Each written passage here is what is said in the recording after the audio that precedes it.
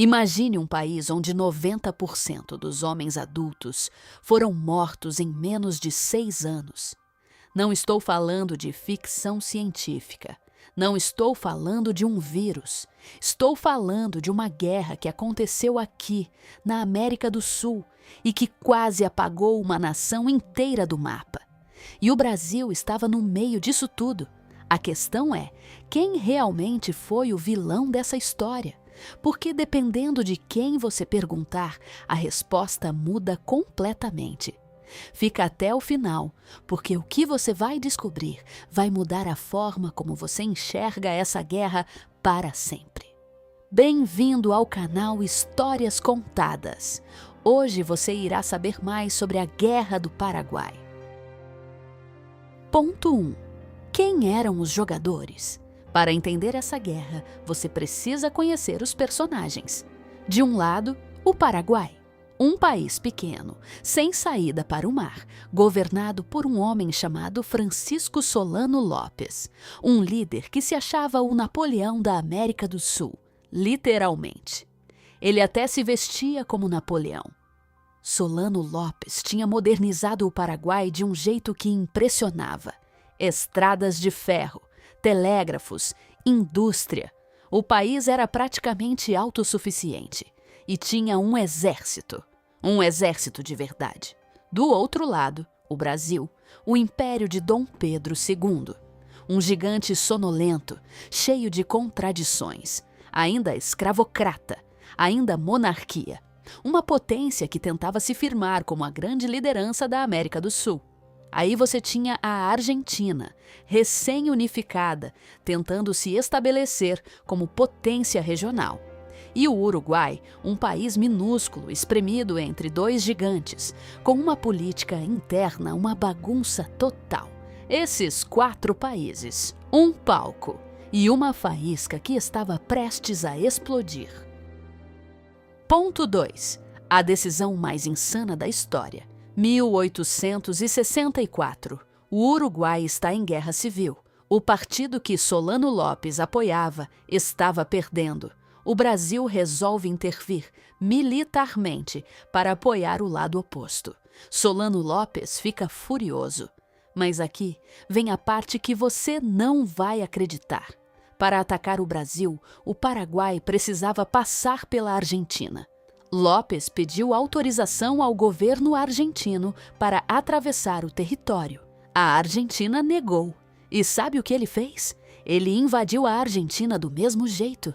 Em um único movimento, Lopes conseguiu a façanha de transformar o Brasil, a Argentina e o Uruguai em inimigos. Ao mesmo tempo, os 3 países assinaram o Tratado da Tríplice Aliança em 1865.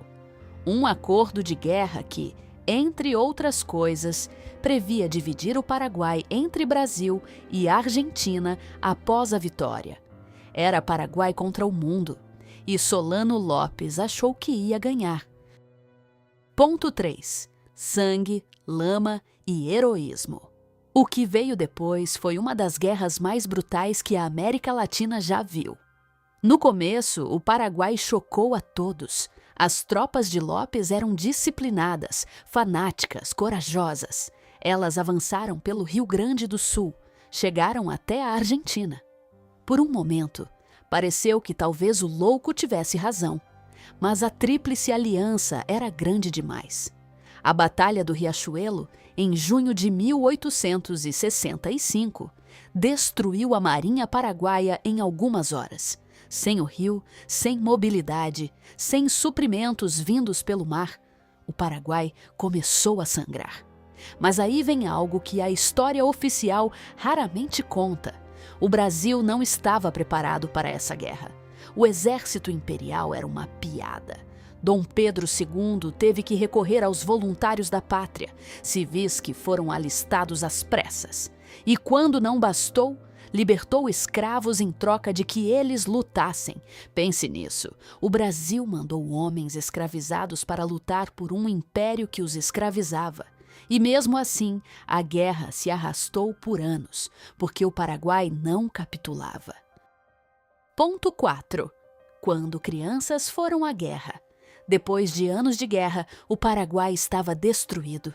Cidades inteiras arrasadas, plantações queimadas, sem homens para lutar. E foi aqui que aconteceu algo que vai ficar gravado na sua memória. Na Batalha de Acosta Nhu, em agosto de 1869, o exército brasileiro encontrou pela frente soldados com barbas pintadas no rosto. Não eram barbas de verdade, eram crianças. Meninos de 9, 10, 12 anos, com barba desenhada a carvão para parecerem adultos, mandados por Solano Lopes para morrer no campo de batalha, porque já não havia mais ninguém.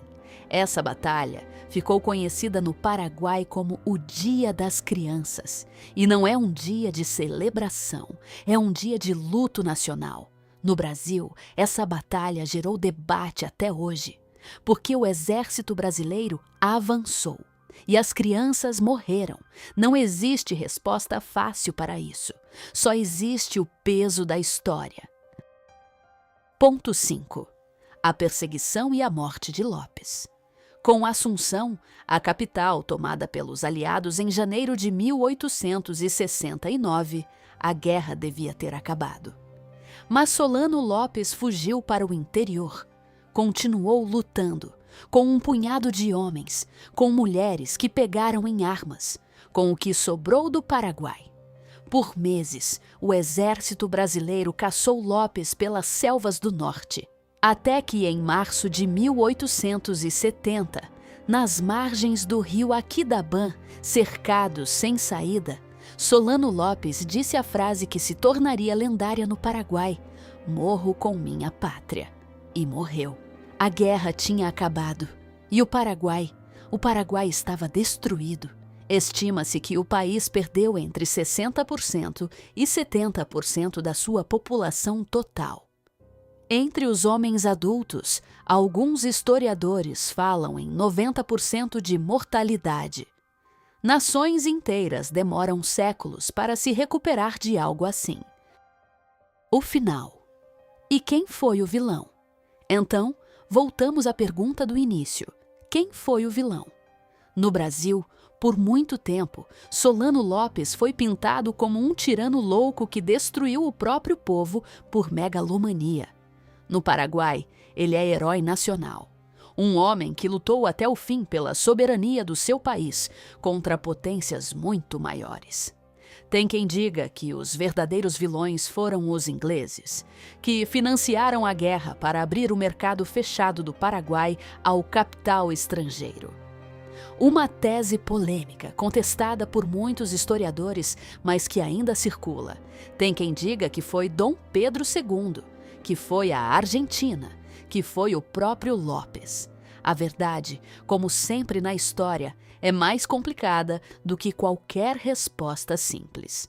O que é inegável é que a Guerra do Paraguai foi uma das maiores tragédias humanas da história americana e que ela moldou o Brasil de formas que sentimos até hoje, inclusive no papel que o Exército passou a ter na política nacional. Deixa nos comentários, na sua opinião, quem tem mais responsabilidade por essa guerra? E se você quer continuar explorando a história do Brasil com essa profundidade, se inscreve no canal. Tem muito mais por vir. Obrigado por assistir e até a próxima!